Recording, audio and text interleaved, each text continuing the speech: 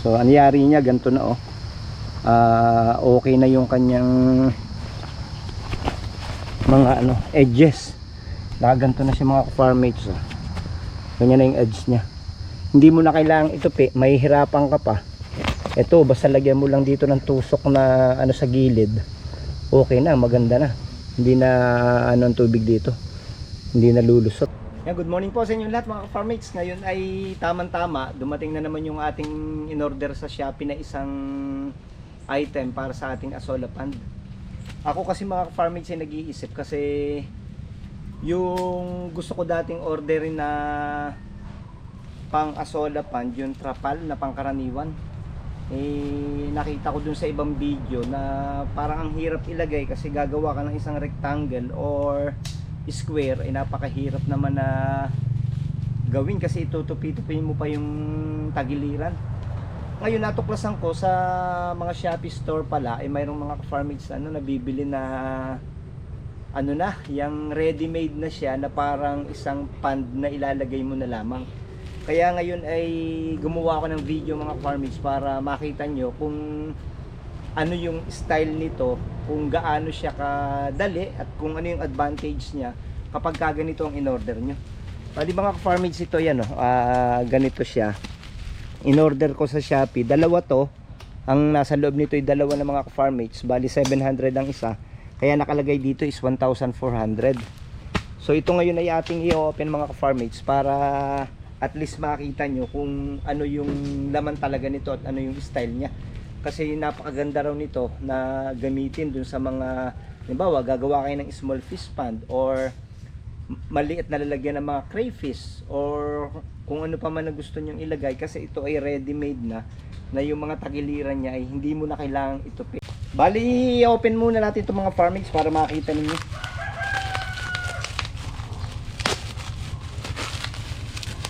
So ito yun siya,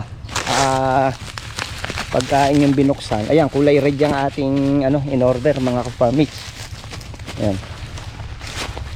So papatulong tayo kay Eman para ito ay maibuka at makita ninyo. Di kaya man. So bali dalawa to mga ka-farmates.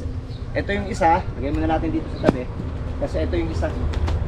Eman, pakita natin sa ating mga ka-farmates.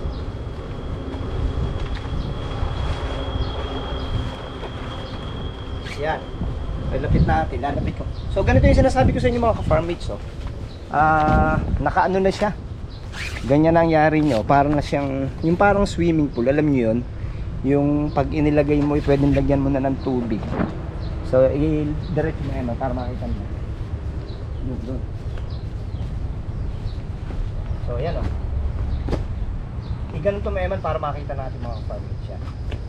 Makikita natin sa ating mga ka-farmates yung yari niya para kung sino man yung nangangailangan, halimbawa gagawa sila ng pond. So ayan siya. So ito napaka-advisable kung gagawa kayo halimbawa ng mga maliliit na fish pond or let's say mga crayfish pond, lalo na kung Azolla Pond. O ganito ang itsura niya. Ay mga ka-farmates, tingnan muna natin itong ating mga kambing dito. Ano ng itsura. Ayan. Pasukin natin.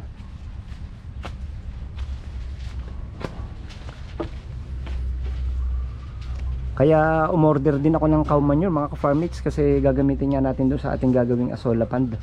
At ayun nga, ipinakita ko sa inyo yung ating in-order na trapal pond na ready na siya, yung mga edges niya, napakaganda.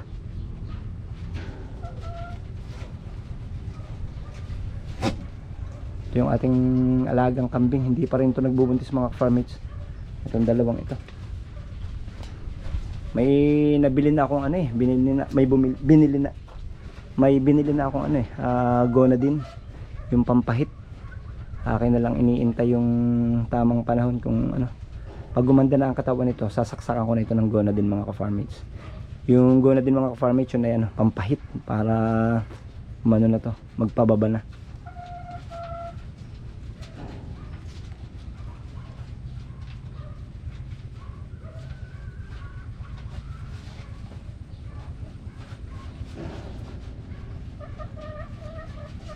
puntahan natin mga ka-farmates yung ano, yung paglalagyan ko ng trapal pond para makita ninyo. Parang dito gusto mga ka-farmates ilagay yun yung trapal pond na gagawin nating asola pond. Parang gusto ko dito sa area na ito, bale dalawa siya dito magkatabi. Kasi kung dun sa bukid, yung pinupuntahan natin dun sa bukid, siguro na may alam niyo yun, parang nalalayuan ako, kaya gusto ko dito lang muna sa likod bahay namin ito ilagay. Itetest ko muna dito siguro sa area na to. Comment nga kayo mga ka-farmates kung alin ang mas maganda maglagay ng asola pond, dun sa malayo o dito.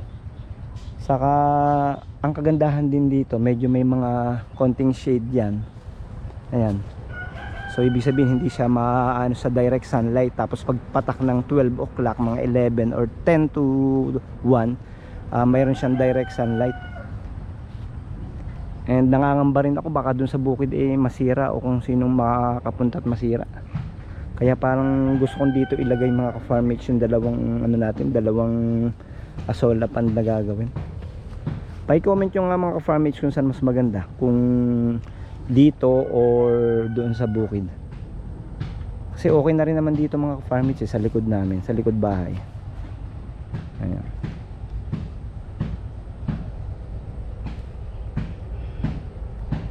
Yan mga ka-farmates hindi nyo siya masyadong makikita ng maayos kapag wala pa siyang water. Man, pakihigit mo na. Yan. So anyari niya ganito na okay na yung kanyang mga edges. Nakaganto na siya mga ka-farmates ganyan na yung edge niya. Hindi mo na kailangang itupi, mahihirapan ka pa. Ito basta lagyan mo lang dito ng tusok na sa gilid, okay na, maganda na. Hindi na ang tubig dito, hindi na lulusot. Saka hindi mo na kailangan magtupi. Saka sa tingin ko mga ka-farmates naman siya medyo makapal naman siya.